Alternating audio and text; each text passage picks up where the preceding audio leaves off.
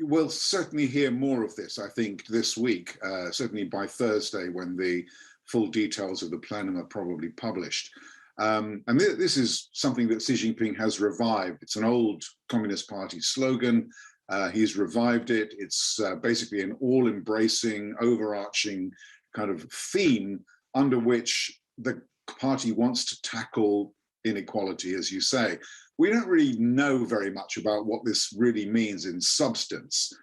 Certainly, we've already seen a lot of regulation, a blitz of regulation aimed principally at certain types of private sector firms. We've seen kind of a discussion about taxation of capital, so a property tax, which has been on the agenda for about a decade, but faced lots of resistance, still does. But I think there are going to release some pilot projects in a dozen cities over the next 5 years. And there's also the threat of taxation of what the party calls unreasonable incomes. But anybody who thinks that this is a sort of a ticket for a European-style welfare system has got a long way. That's not what's going to happen.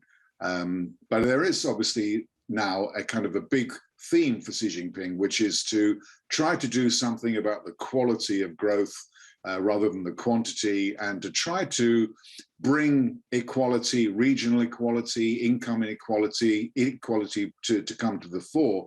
But I think they lack an agenda, really, that's politically acceptable to bring that about, which is redistribution.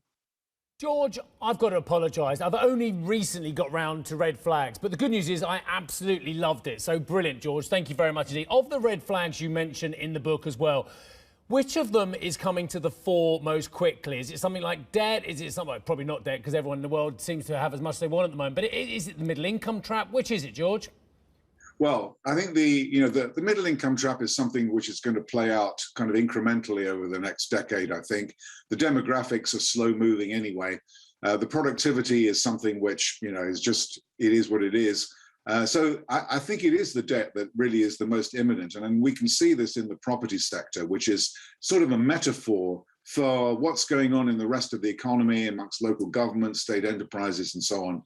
And I think the property market really has reached a tipping point now. I know it's a cliche to say that, but after 20 years, 25 years of almost uninterrupted expansion in real estate, I mean, we're used to property being in cycles. There hasn't really been a cycle actually in Chinese real estate, because the government always steps in to boost it whenever the things look like they're going pear-shaped. Now it's going pear-shaped again, and I think the government really doesn't want to rely on, pressing on the credit accelerator again, because of the risk of egregious, financial instability that might result.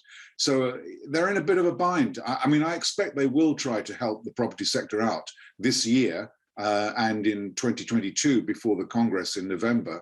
But I think it is. I think the market faces years of stagnation.